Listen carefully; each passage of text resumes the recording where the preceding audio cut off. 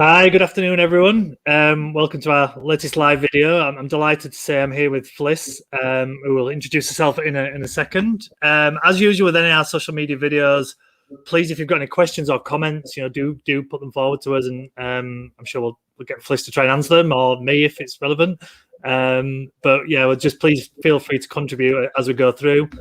If you are watching it on playback, again, put the comments on, and I'm sure we'll catch up with those at a later date, myself and Fliss. So, yeah, I'll hand over to you, Fliss, and you can introduce yourself, and then we can fire in some questions all about branding. Hi, everybody. I'm Fliss. My business is called Honest Folk, which is actually a brand studio.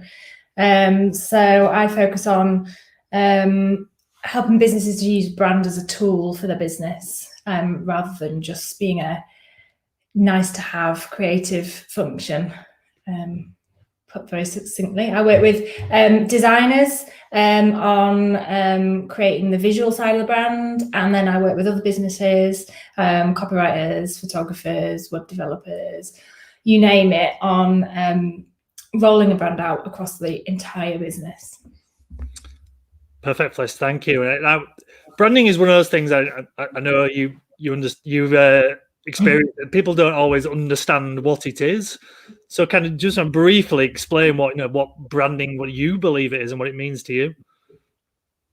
For me, it's so I entered the branding world as a designer. So my understanding of branding has massively changed through my career, because I entered it as a graphic designer, creating the visual side of a brand.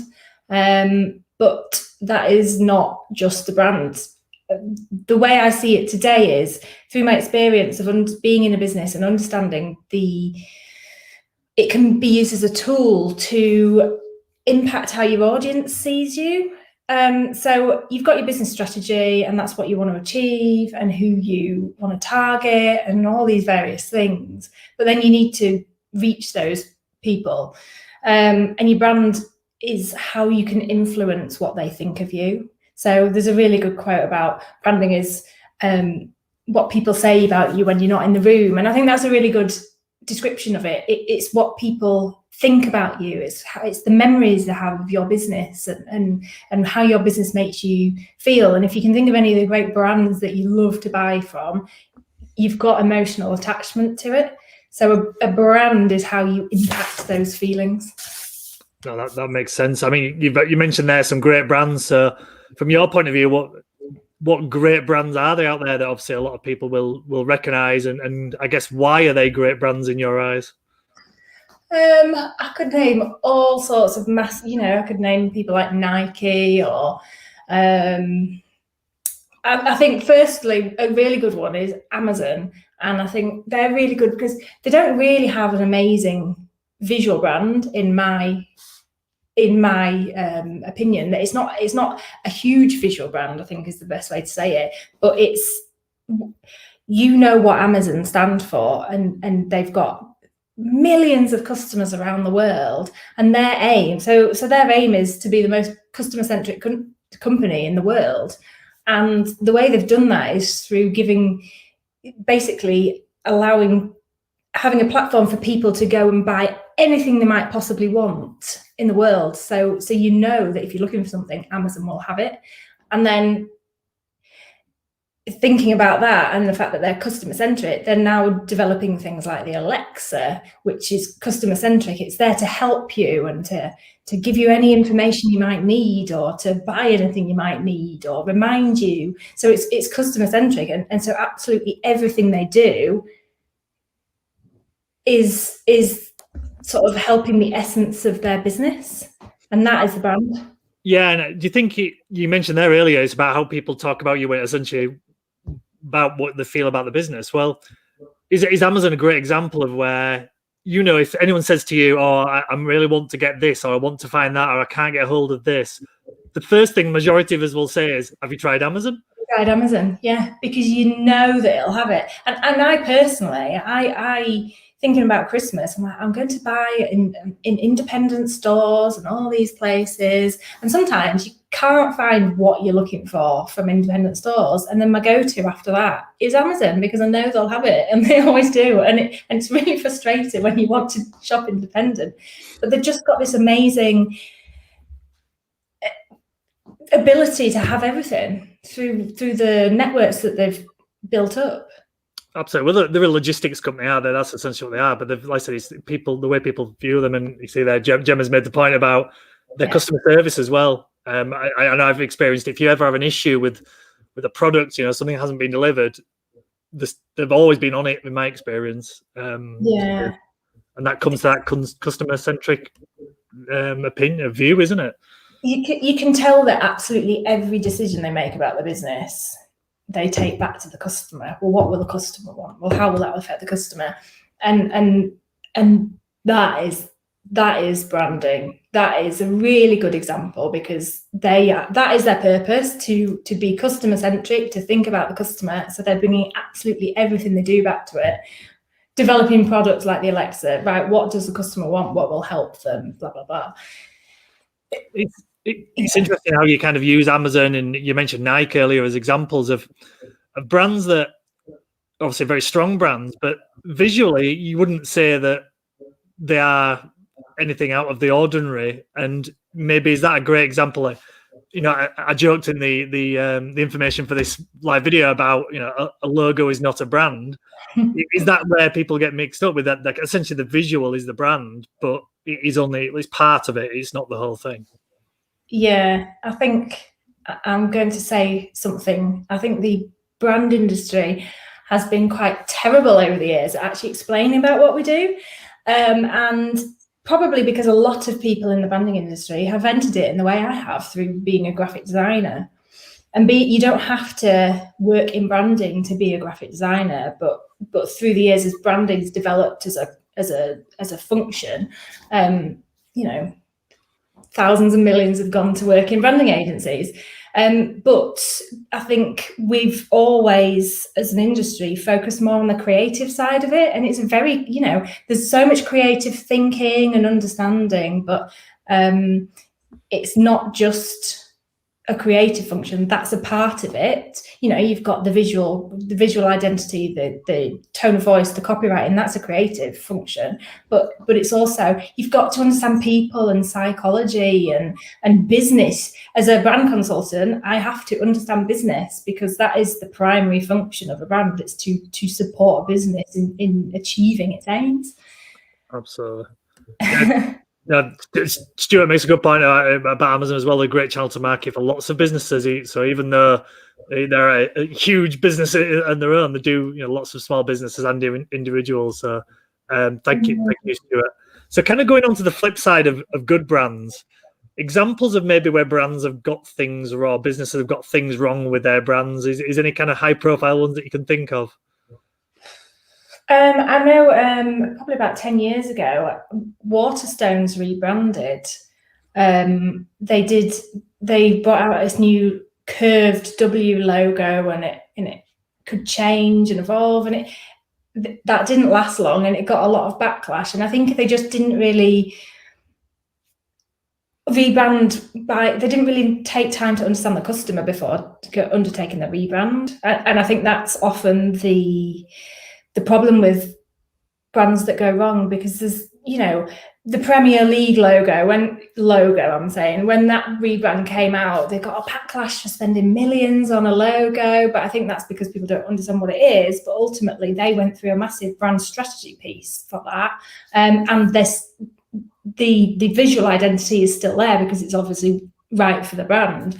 But Waterstones backtracked because it was clearly a complete misjudgment of who their audience was. So I think that's quite a good example. No, thank you, Fliss. And Stuart's made a point there about kind of Amazon. Is there kind of, I guess, the trick, the fact that the brand is actually really, really simple. They sell what act as what the customer wants, and it's kind of as simple as that, really, and that reflects in how people feel about them, and that there is the brand, I guess.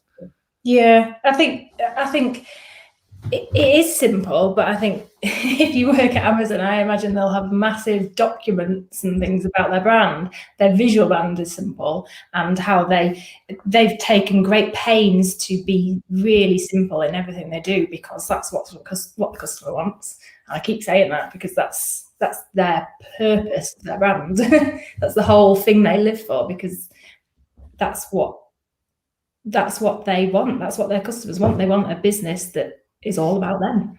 Yeah, absolutely. And it kind of leads on to the next question. Actually, I was gonna ask it later, but I'll ask it now about for maybe bigger businesses. If you've got staff or you're outsourcing, how important is that you bring them along for the journey to do with the brand, so they understand what your brand is and why you do what you do. How important is that for successful? Yeah. You mentioned Amazon there. I'm sure that's what they do. It's not about how simple it looks. It's the day-to-day activity. Yeah, it is. So if you've got a brand or you're rebranding, you'll have a brand strategy. So you'll set out what you stand for, how you behave, your values, and you should do a piece as well. A successful brand strategy in any large organization should have a piece about, so what does that mean to the different parts of the business? What does that mean to the sales team? What does that mean to the customer service team? And they should get training and understanding on exactly how that relates to what they do and how that relates to how they interact with their customer. So if you don't get your employees on board, they're not going to be able to enact your brand, and they're not going to be able to bring it to life. But also, if you don't live and breathe it throughout the business internally, you're not going to then attract more staff that understand it and live and breathe it as well, because that's ultimately the aim. If you live and breathe your brand, you will attract people and with exactly the same mindset as you. No, absolutely. It's I was just thinking there about kind of small businesses as well. One of the, many small businesses will have a marketing strategy.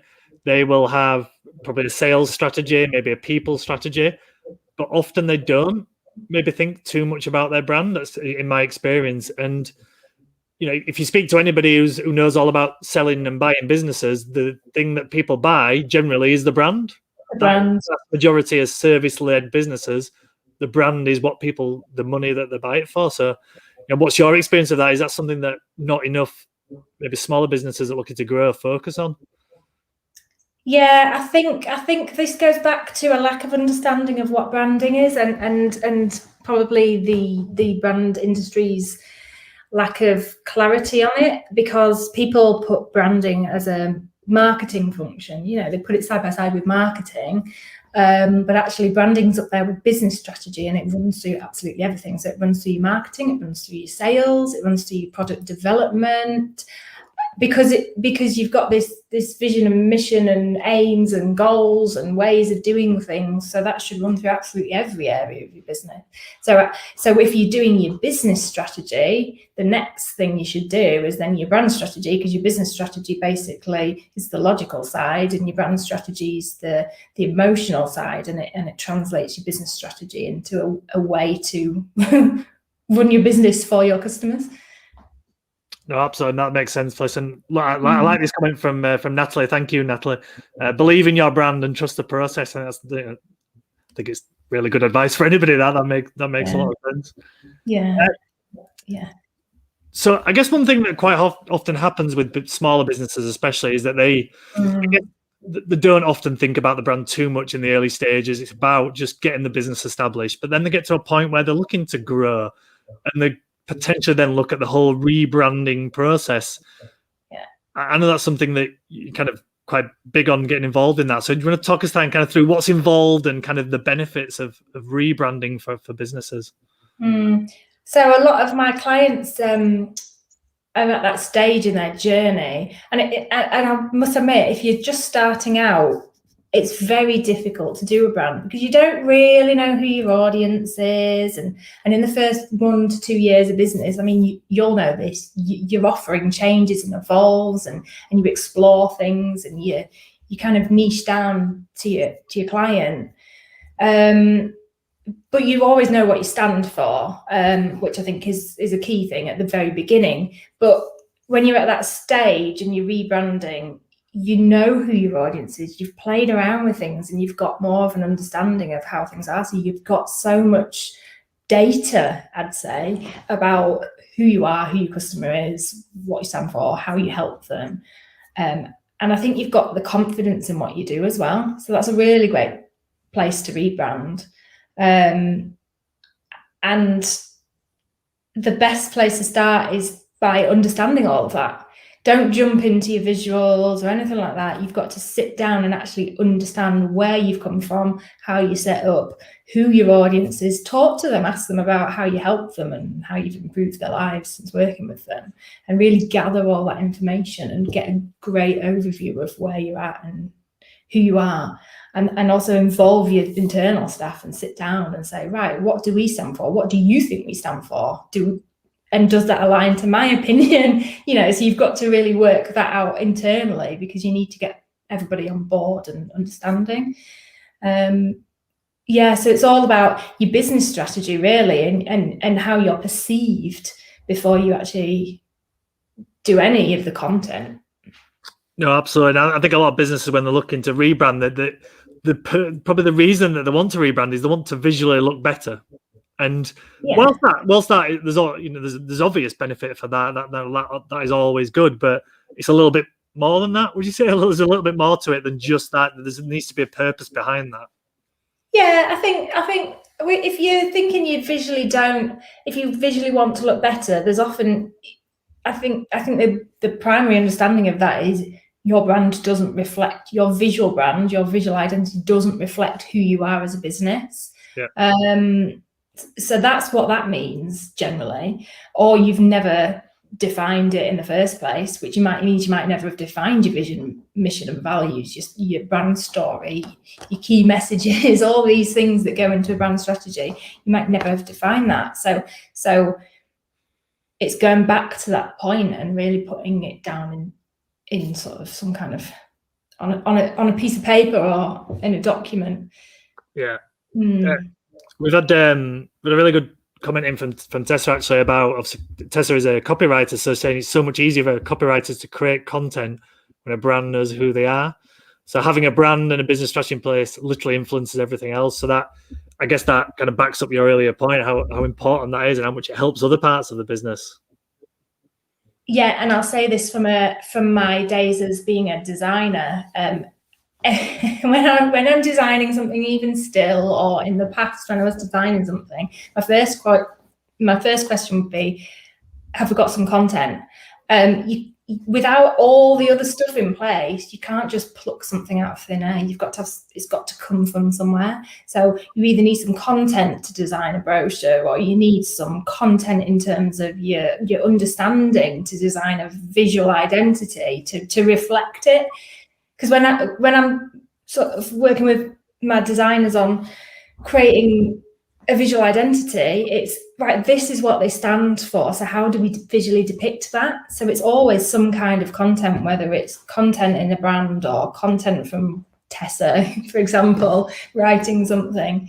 You need some substance to be able to create something.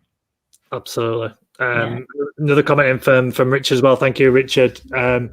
Your brand is your personality that convey through to your target market, to your values, your social conscious, and tone of voice. It's about building trust. Make a lot of sense to you?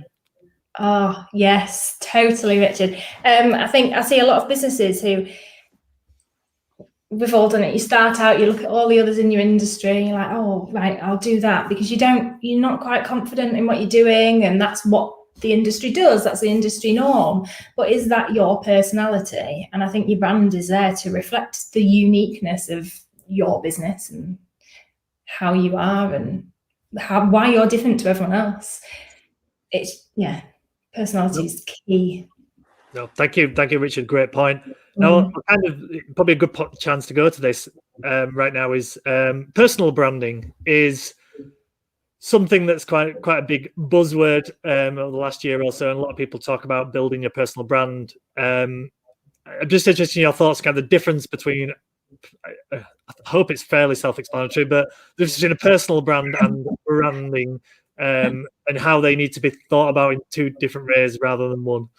I think primarily branding is a business function. That's why it exists. So for me, business branding is branding.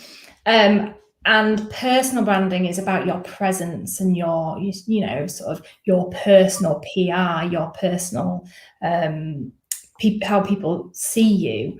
I think personal branding is just a term that's been brought about. So personally, I think it's about your presence, and it's not creating something that's not sort of set in stone. You're a person at the end of the day, and your likes and dislikes change, but it's about being known for something and putting aside something. But generally, I think personal branding is linked to a business.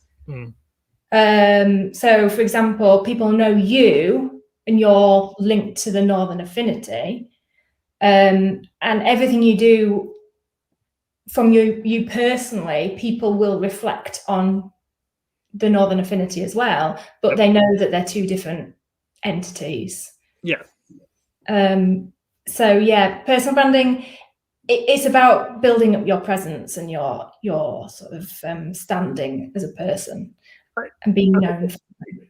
It's a bit more in the PR. It's more of the PR, isn't it? As you touched on earlier, than branding in the business sense, isn't it? That's what people refer to it as, personal branding, but it's profile, and it's about being known, isn't it, as an individual for your beliefs rather than the business and how it makes people feel.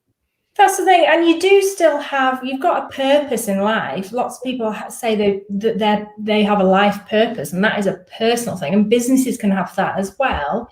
And you've got values as well, how you act and what you believe, but you don't have all these other things. You don't have necessarily a whole brand story that's created because it's just your life and it's the truth. It's not a story that you want to put out to the world. You wouldn't have a tone of voice, would you, for you as an individual? You just have who you are, basically. Yeah. And I think it's hard, isn't it, when you're a small business or a single person business and you are your business. There's a very clear link between you and your business. But ultimately, you can go out and do things that don't link to your business. Yeah. It's just what you want to be seen, how you want to be seen in the business world, I think, is personal branding. Absolutely. So if someone's watching this and they're either just starting a business and want to think about the brand or the whole rebranding process, what maybe 2 or 3 things could they do, before they speak to someone like yourself, just to kind of start to build their brand, and they don't have to physically do anything, even if it's just writing down a strategy? What 2 or 3 things could maybe really help them start the process or move the process forward? Starting with your business strategy, sort of your aims for the future, who you work with, how you work with. So this is where brand strategy and business strategy actually cross over. In business strategy, you do have a vision and you do have values. So you can start to think about that, I think, is really key. If you're rebranding, start to do a bit of research with your customers, I think, understand what they're saying, listen to what they're saying to you, and then also gather up all the different things you have of your business out there in the world, whether that's your social media channels, a podcast, brochures, your existing identity. Gather up all this information and sort of look at it, basically. Have an overview. How do we come across? How do we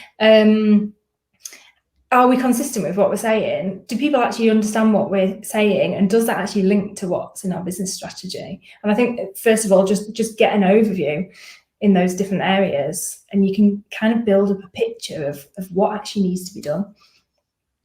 Absolutely, that makes sense. So we had a really good point here. From it kind of takes me and you out of the picture here, Fliss, for a second, but I'll read anyway. Thank you, Paul. So brand, vision, mission, values, and goals must stem from the culture. very much following on from what you were saying. You know, if a rebrand is required, it's no doubt potentially down to mismanagement or change of the company direction, and it also greatly aligns with perception of customers, employees, future talent, etc. Stakeholders and leaders are now more involved, and there's some great examples out there. And he uses Brewdog as an example of that. I'll take that off screen so you can see us again. But I'm assuming you very much agree with all those things that Paul said there, Fliss. Yeah, so that's a really good reason to rebrand. Actually, mismanagement of change, or change in direction. That's a really, really strong reason to rebrand. Often business strategies change as we evolve, and that's a clear indication, because the two need to be side by side. So yeah, I think anything that's changed that your customers need to understand will signify a rebrand. Yeah, and I guess obviously what we've seen happen in the world in the last year or so, lots of businesses have changed and altered, and I guess there might be a reflection over the next 12 to 18 months of people thinking, well, we do need to now have a look at our brand and what we reflect, because the world has changed. So the whole branding, rebranding for businesses might become a big thing in the next few years, I guess. Yeah, and I think also a lot of businesses have realised that they have products and services, and that's what they started out with, and that's what they've put out there, but they perhaps never actually developed their brand, which is part of, your products and services are part of your brand, but you've never necessarily got all that content to talk about to your customers aside from your products and services. So if you've got your brand developed, that also gives you far more scope to develop further products, but then you can build a community up with your customers, and you've got the two, you've got the two things you've got a community in your product.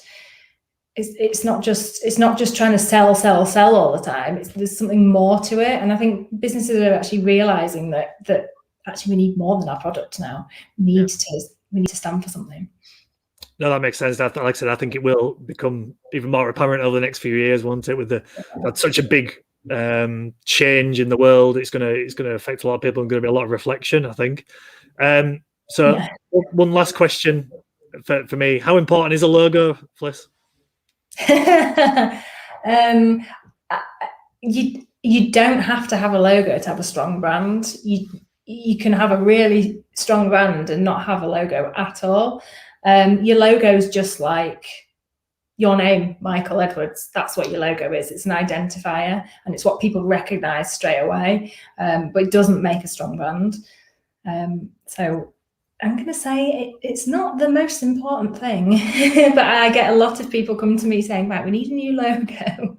Well, it's amazing. I feel like you said the examples we used right at the start of this conversation about some of the best brands, their logos, I'm no designer, but from a visual point of view, are relatively basic. There's nothing complex about them, whether it's Amazon or Nike or anywhere like that. They are very basic, but they are very identifiable. McDonald's is maybe another good example of that.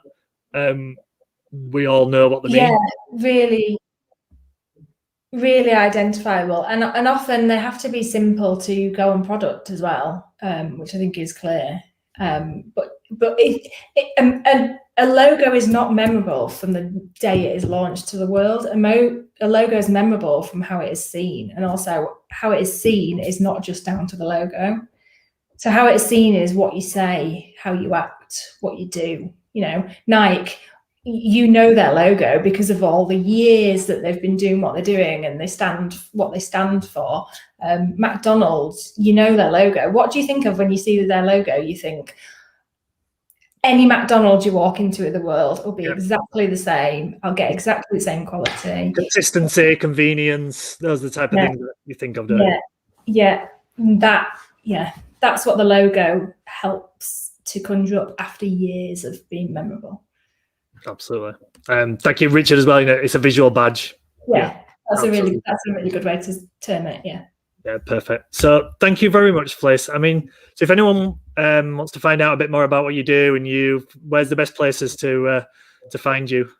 Find me on LinkedIn. I think it's a really good place. or you could check out the Honest Folk website, or I'm on Instagram as well.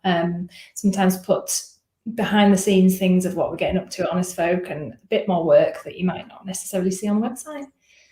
Excellent, thank you, and absolutely fantastic interview from there. So that's all down to you. It's down to you, Fliss. So thank you very much. Thank you for everyone watching. Like I said, if anyone has watched it after the live, please send us a message if you've got any questions, and I can pass it on to Fliss. I'm sure, like you said, contact on LinkedIn, and I'm sure she'll be happy to answer them. Yes, definitely. Just send me a message. Perfect. Thank you, everyone, and thank you so much for your time, Fliss. Cheers. Thanks, Mike.